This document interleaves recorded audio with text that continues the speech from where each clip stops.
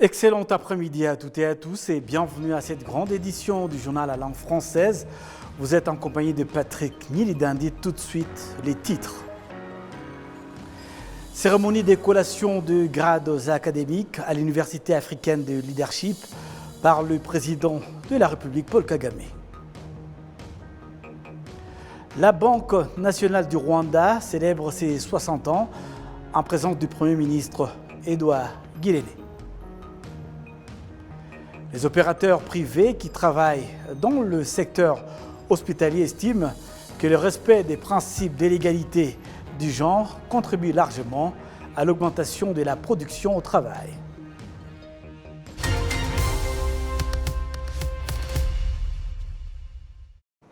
Encore une fois, bienvenue à toutes et à tous. Le président de la République, Paul Kagame, a participé ce vendredi à Kigali à la 5e cérémonie de remise de diplômes de premier cycle universitaire à plus de 400 étudiants lauréats 2024 d'African Leadership University, traduisait l'Université africaine de leadership.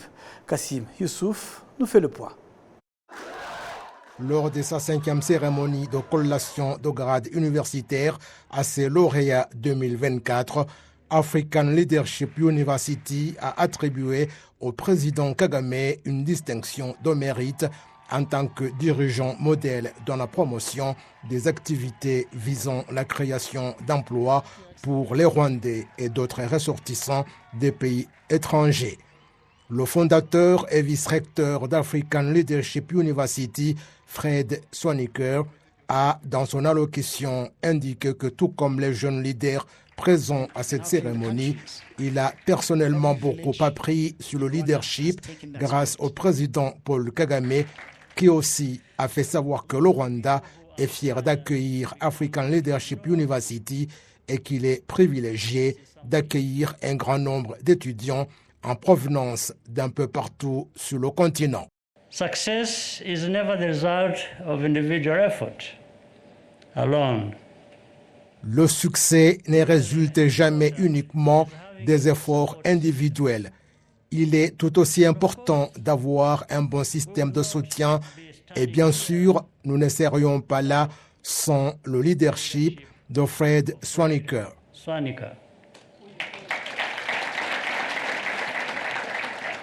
In Rwanda, we are very proud to host ALU. Au Rwanda, nous sommes très fiers d'accueillir ALU et je tiens également à ajouter que vous avez un très beau campus. Nous sommes encore plus privilégiés d'accueillir un grand nombre d'étudiants venus de tout notre continent. Vous êtes les bienvenus ici et vous aurez toujours une résidence secondaire au Rwanda.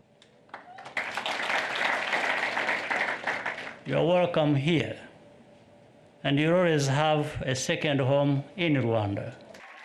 Le président de la République a en outre fait observer qu'African Leadership University est la preuve que le continent africain a les capacités nécessaires pour résoudre ses problèmes.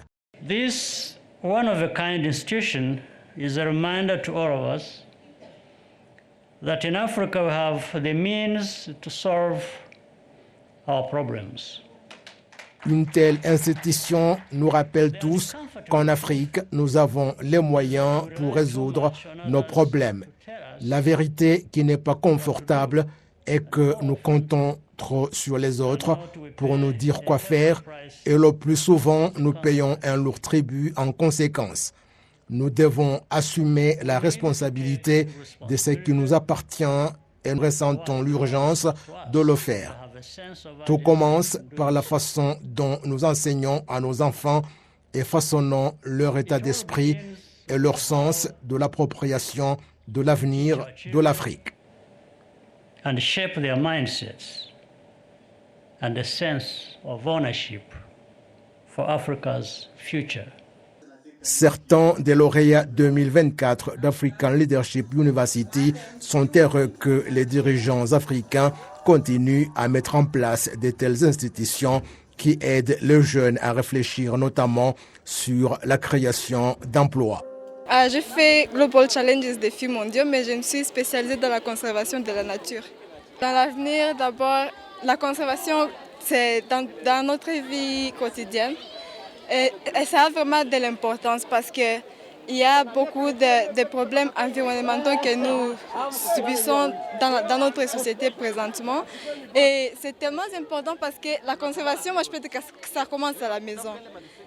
Il y a d'abord la conservation des écosystèmes, la conservation de l'eau et tout ça, donc ça commence à la maison. De la façon dont j'utilise les choses, disons par exemple, j'utilise le plastique, et ça a de l'impact sur l'environnement.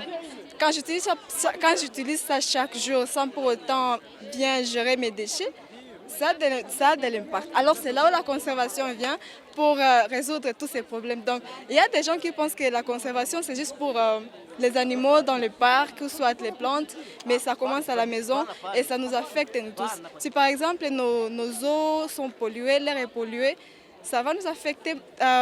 Ça va affecter notre santé, ça va nous affecter négativement, pas seulement les humains, mais aussi l'environnement. C'est pourquoi la conservation est tellement importante pour résoudre tous ces problèmes environnementaux que nous subissons dans notre société.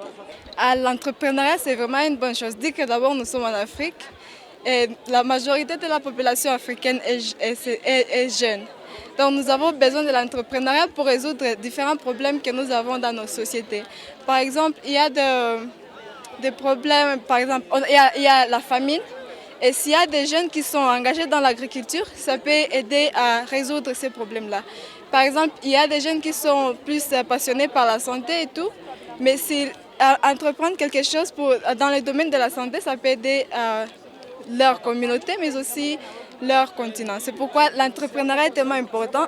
Pas seulement, je ne sais pas comment les gens les prennent, mais c'est vraiment important dans la société parce que nous, en tant qu'Africains, vraiment, nous avons besoin de l'entrepreneuriat pour résoudre nos problèmes sociaux.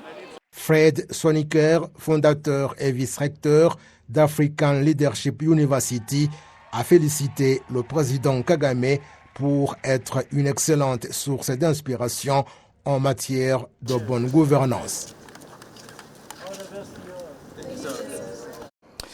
L'association France Alumni au Rwanda et le club d'affaires français au Rwanda estiment que le rapprochement diplomatique de plus en plus affiché entre la France et le Rwanda est une base solide de nombreux projets de développement. Annonce faite à l'occasion de la journée de Alumni de France organisée jeudi à Kigali. Le reportage de Jean Damascène Manchim. L'événement Réseau économique et francophone du Rwanda a été abordé à l'occasion de la journée France Alumni organisée à ECAD Africa par France Alumni Rwanda en partenariat avec Campus France, le club d'affaires franco-rwandais. Après une visite guidée de l'IRCAD, les participants ont échangé sur le thème « Innover ensemble », le secteur de la santé à la croisée entre économie, emploi et recherche au Rwanda. Et donc nous, à l'ambassade de France, enfin avec d'autres partenaires, aussi avec l'Union européenne. Pour l'ambassadeur de France au Rwanda, les relations entre la France et le Rwanda expliquent l'augmentation des opportunités de développement entre les deux pays. Les projets phares, il y a déjà eu la réconciliation politique, je crois que ça c'est quand même essentiel, qui a été marqué notamment par la visite du président Emmanuel Macron donc, à Kigali en mai 2021. Plus récemment, donc à l'occasion de Kwibuka 30, le ministre français des Affaires étrangères Stéphane Séjourné est venu donc au Rwanda à la tête de la délégation officielle française. Il y avait aussi un ancien président de la République, le président Sarkozy. Ça, je dirais, c'est sous l'angle politique. Et puis autrement, il y a également des projets de nature économique. Alors il y a de l'investissement privé, par exemple, ça c'est effectivement le travail du club d'affaires. Et une entreprise, par exemple, comme le groupe Duval, va bâtir donc un gros centre commercial à côté du Kigali Convention Center, le Inzovu Mall. Il y a aussi donc Canal+, qui a fait beaucoup d'investissements avec une chaîne en Kinyarwanda, Zachu TV. Et puis à côté de ça, il y a aussi donc des actions de coopération avec l'Agence française de développement, qui a notamment un projet essentiel qui est celui de la réhabilitation de l'hôpital de Musanze, donc dans le nord du pays, près du parc des volcans, qui aura une vocation vraiment régionale. Et puis d'autres actions dans le domaine de la formation, de l'enseignement du français. On est également très actif avec le Centre culturel francophone, qui est là pour permettre à la scène artistique et culturelle de Kigali de se développer et d'avoir des échanges avec la France. La présidente du club d'affaires franco-rwandais estime que le club continuera d'étendre ses activités à bien d'autres domaines, sur base des relations excellentes entre Kigali et Paris. Le club d'affaires a été créé il y a 2 ans à la faveur du rapprochement diplomatique entre nos deux pays, c'est-à-dire le Rwanda et la France. Et depuis 2 ans, on a un nombre d'inscrits de plus en plus important. On a une quarantaine d'inscrits de membres du club. Le club a 2 vocations. La première, évidemment, c'est créer un réseau d'entrepreneurs ici au Rwanda. Et puis surtout, la première, je dirais même plus, c'est évidemment de participer au rapprochement entre le Rwanda et la France à travers les affaires. Donc l'une des réalisations qu'on l'on souhaite avoir dans les prochains mois, on en a fait déjà beaucoup, c'est entre autres nous rapprocher en fait d'Alumni Rwanda, comme on l'a dit tout à l'heure au moment de la conférence, pour pouvoir en fait donner plus d'opportunités à tous les Rwandais qui ont étudié en France, quand ils reviennent, ouvrir les portes des entreprises françaises qui sont établies au Rwanda pour leur donner des opportunités. On ose espérer que pour la rentrée prochaine septembre, l'association France Alumni au Rwanda se félicite des réalisations déjà enregistrées et compte accomplir bien davantage dans l'avenir, avec une attention particulière à la jeunesse qui constitue une grande partie de la population rwandaise. Et on a une collaboration avec Club d'affaires français en matière d'échange d'informations. On crée un environnement ou une plateforme où on peut trouver des profils recherchés par les entreprises françaises qui s'installent au Rwanda. On trouvera qu'il y a pas mal d'entreprises qui cherchent des talents ou des compétences, des fois qu'on retrouve chez les Rwandais qui ont fait des études en France. Donc on est, on va dire, entre les deux, entre les diplômés et les entreprises françaises au Rwanda, pour pouvoir connecter ces deux côtés et d'un côté trouver un boulot, mais de l'autre côté aussi trouver les talents recherchés par ces entreprises. Les participants à la soirée France Alumni au Rwanda ont été unanimes à dire qu'un tel partenariat axé sur des domaines clés et prioritaires du Rwanda, tels que celui de la santé, est d'une grande utilité non seulement pour le pays des 1000 collines, mais aussi pour tout le continent africain. Jean Damasenemani Chimwe pour la télévision rwandaise. La Banque nationale du Rwanda, Bener en sigle, célèbre 60 ans d'existence. Ce vendredi, les activités de cette célébration se sont déroulées à Inale Conference en présence du Premier ministre rwandais, Dr Edouard Ngirente, qui a souligné que la Bener a non seulement joué un rôle dans le secteur financier, mais également dans le développement et le bien-être de la population rwandaise. Les détails avec Amandine Dikoumassabo. Il y a de cela 60 ans que la Banque nationale du Rwanda a été créée suite à la fermeture de la Banque d'émission du Rwanda et du Burundi qui gérait les affaires monétaires pendant la période de transition après l'indépendance du Rwanda et du Burundi en 1962. La célébration de 60 ans de la Bener s'est déroulée en présence du Premier ministre rwandais Dr Edouard Ngirente comme invité d'honneur et vice-présidente de la Banque mondiale d'Afrique de l'Est et de l'Ouest, Victoria Kwakwa, ainsi que le directeur du Fonds monétaire international en charge d'Afrique, Abebe Selassie. Le Rwanda, caractérisé par la résilience et la transformation, a atteint un développement remarquable dans tous les aspects d'une nation. Le gouverneur de la Bener, John Rwangombwa, a déclaré que les 60 ans de la Banque nationale du Rwanda renforcent le processus d'intégrité et de développement du secteur financier auquel le gouvernement du Rwanda s'engage. Le Premier ministre Dr Edouard Ngirente a apprécié les plans que la Bener a régulièrement mis en place à différentes époques liés à la préservation de l'économie du pays. Alors que la Bener réfléchit à 6 décennies d'impact transformateur, le parcours a été marqué par un changement et une croissance profonde. Pour l'avenir, la banque reste axée sur le développement durable et les services financiers inclusifs.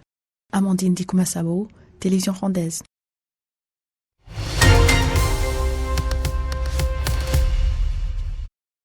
Bienvenue à l'entretien de la semaine, professeur Vincent Duclerc.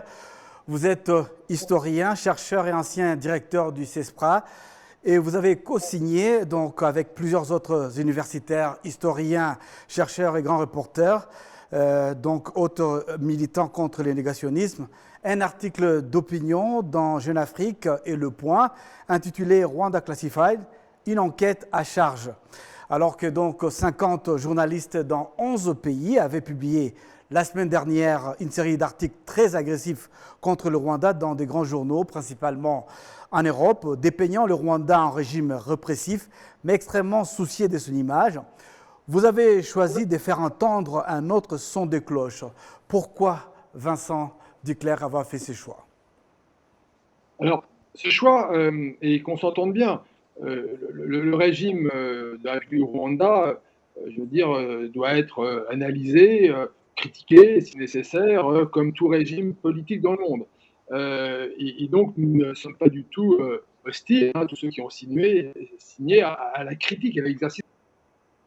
Mais ce qu'on a découvert, hein, avec les et donc le dossier Rwanda Classified, hein, donc avec l'appui de 17 médias, représentant 11 pays, 50 journalistes, que, en fait, effectivement, c'est non seulement un ensemble, je veux dire, d'articles, de reportages qui sont exclusivement à charge, donc, et qui visent à dépeindre le Rwanda comme un régime extrêmement dictatorial et avec une répression considérable, à la fois au Rwanda même et donc dans l'ensemble du monde, et en particulier en Europe. Donc, un dossier totalement à charge. Et surtout, et c'est ça effectivement le plus important, c'est en fait une absence de sources sérieuses, autorisées.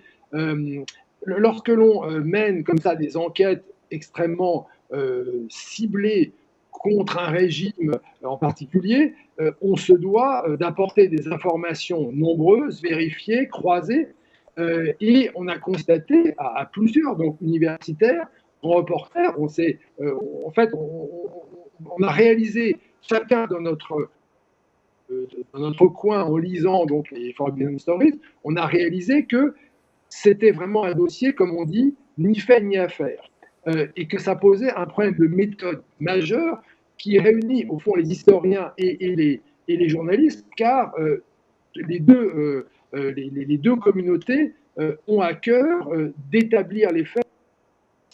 Et c'est pour cette raison que nous avons repris l'ensemble donc du dossier Rwanda Classified, qu'on l'a analysé en termes d'information et en termes de méthode. Et en fait, on a conclu, et c'est quand même quelque chose d'extrêmement grave, à une faillite journalistique. C'est-à-dire que ce dossier ne relève pas du journalisme comme on apprend le journalisme dans les... En effet, il y a lieu même de s'interroger sur la violence des publications, beaucoup d'offensés d'opinion et des communications à haute intensité qui, en définitive, ont visé un seul homme, c'est-à-dire le président Paul Kagame. L'énémisation, c'est le mot utilisé pour qualifier cette attaque médiatique. Et vous mentionnez que certains réseaux nostalgiques d'une certaine époque, basés dans certaines capitales européennes, qui ont du mal à accepter avoir été mis à nu, démasqués, qui persistent à signer dans le déni du génocide contre les Tutsis. Oui, je veux dire, encore une fois, et qu'on soit bien d'accord sur les raisons de notre action, on n'a pas fait un texte d'opinion répondant d'opinion. Nous sommes restés sur la méthode, sur, au fond, la manière dont on aboutit à la vérité. Parce que les Forbidden Stories, donc, ont affiché une volonté de révéler la vérité sur le régime rwandais et en particulier sur l'homme fort du régime rwandais, comme il est présenté, c'est-à-dire Paul Kagame. Donc, cette vérité qui a été présentée ne relève pas de la vérité. Donc, nous, journalistes et universitaires, nous sommes effectivement en prise directe avec la recherche et l'établissement de la vérité. Nous ne pouvions pas ne pas réagir. Et en fait, le problème notamment de ce dossier, c'est son absence de contextualisation. C'est-à-dire que si l'on prend le cas effectivement de la mémoire de l'histoire qui est portée au Rwanda, et vous le savez, nous avons aussi organisé des colloques avec nos collègues chercheurs du Rwanda.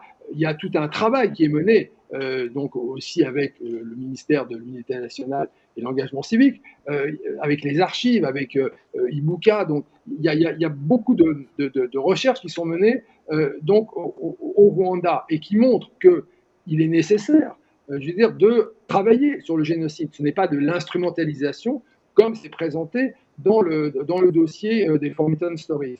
Donc c'est la raison en fait pour laquelle nous avons choisi aussi dans le long texte qui est publié, donc publié à la fois dans le point français de référence et puis dans Jeune Afrique et vous connaissez l'importance de l'Afrique. Donc deux médias importants qui ont pris leurs responsabilités face effectivement médiatique des formations historiques, selon mon texte, de recontextualiser, de rappeler qu'il faut mettre du contexte. Et du contexte, on l'a mis dans deux dimensions. D'abord, effectivement, face à ces accusations portées sur le Rwanda et le président Kagame d'instrumentaliser le génocide des Tutsis, la lutte contre le négationnisme, nous avons rappelé que le génocide des Tutsis est une réalité historique et qu'en plus, je veux dire, le Rwanda a voulu passer dans la lutte contre le négationnisme par deux moyens, ou même trois moyens très importants. Donc la mémoire, la conservation de la mémoire, notamment des victimes et des rescapés. Ensuite, la recherche, et je rappelle encore une fois tout le travail qui a été mené par l'Université du Rwanda et que nous avons auquel nous avons collaboré de manière étroite grâce à ces colloques. Et puis, le dernier point, c'est la justice. Avant de dire le Rwanda instrumentalise en fait le génocide des Tutsis pour permettre à Paul Kagame de rester au pouvoir, il faut peut-être voir comment le Rwanda, d'après le génocide, a affronté quelque chose qui est vertigineux, qu'aucun pays au monde à cette époque n'avait connu. Donc c'est ça contextualiser.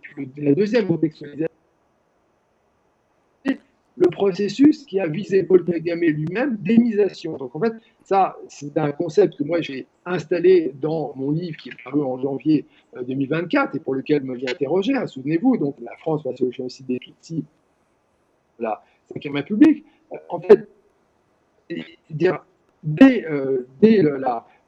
les responsabilités de Paul Kagame auprès de l'armée patriotique rwandaise dans les premiers jours d'octobre 1990, Paul Kagame a été visé par en particulier la France, alliée inconditionnelle du régime Habyarimana, comme vraiment un ennemi existentiel, y compris pour la France. Et donc ça s'est répété et ça s'est accentué, notamment parce que l'APR, dirigée par Paul Kagame, a non seulement vaincu les génocidaires, aussi rappelé, mais vaincu les forces qui étaient soutenues par la France. Et ce qu'il faut bien voir, c'est que finalement, Paul Kagame est l'un des dirigeants en Afrique qui a tenu tête à l'Occident et qui après a dit à l'Occident, et en particulier à la France, vous avez des responsabilités dans ces catastrophes, dont le génocide des Tutsis. Et la volonté de parler de Paul Kagame a été ressentie en France comme une sorte de scandale absolu, d'où l'acharnement pour dépeindre Paul Kagame comme en gros, le plus grand dictateur du monde de tous les temps. On est dans la démesure, c'est-à-dire que les journalistes et les historiens doivent travailler par la comparaison, par la mesure, par l'objectivité, et on n'est pas du tout effectivement dans ce cadre-là, avec les Forbidden Stories. Ce qui est très très troublant, c'est que ce dossier repose sur de la production négationniste, que ce soit les six britanniques Michel Wrang ou la canadienne Judy Remer. On n'est pas là dans des travaux historiques. Et si nous avons choisi de réagir aussi, c'est pour éviter que ces auteurs, qui pour le moment sont bien considérés par la presse sérieuse, par les médias, par les universitaires, par les chercheurs, comme des auteurs négationnistes, des auteurs à charge qui font des intentions idéologiques et pas l'établissement de la vérité, d'éviter que ces auteurs, que Jumbo News, par exemple, qui porte l'idéologie génocidaire de 1994, c'est bien que ces médias, ces auteurs n'apparaissent pas comme des références.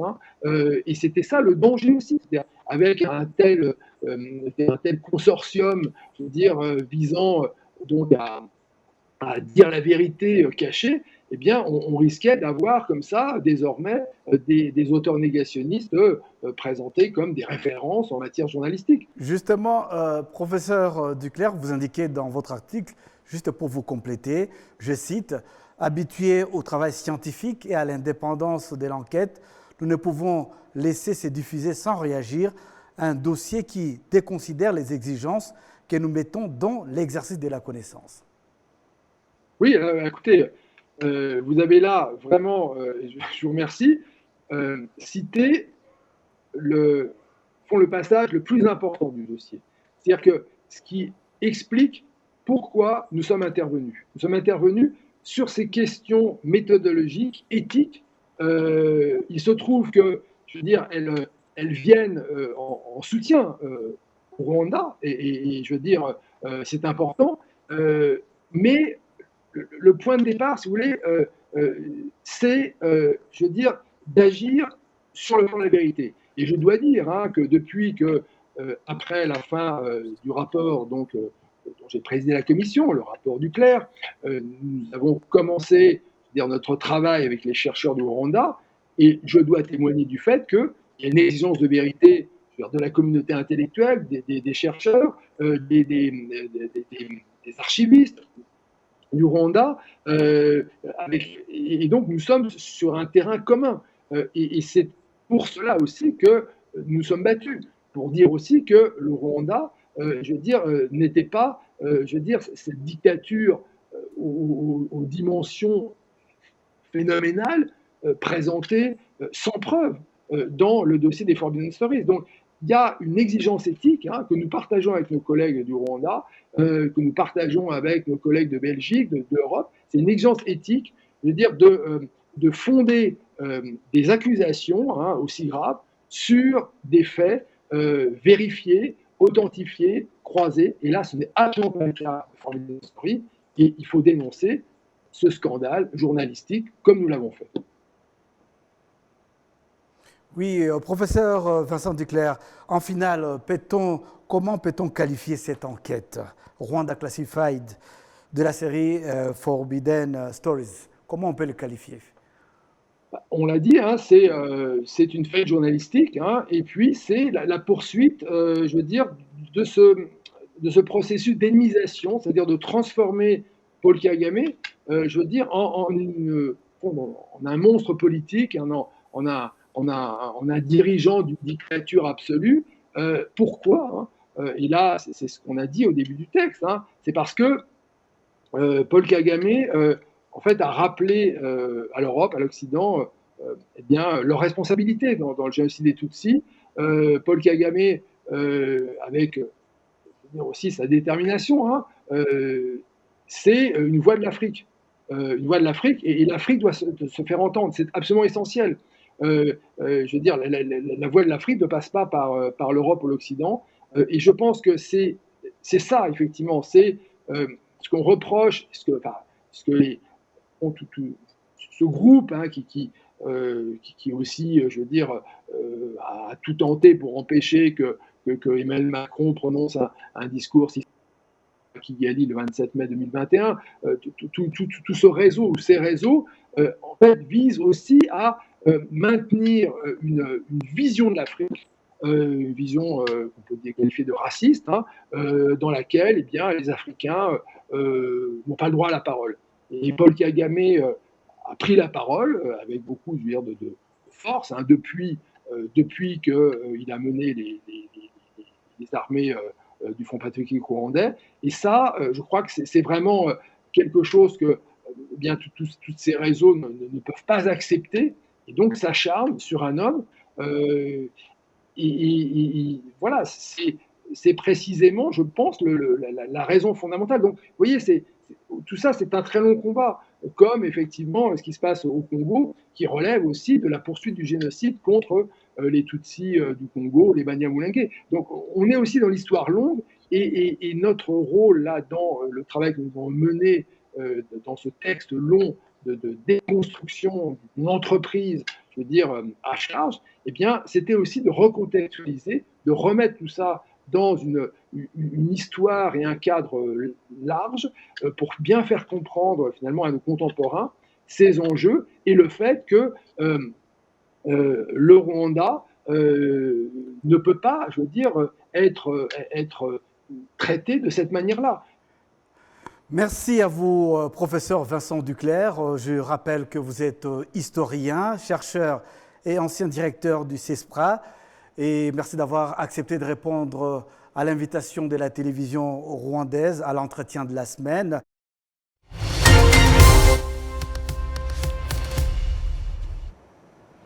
C'est donc avec cet entretien que nous bouclons complètement cette grande édition du journal à langue française.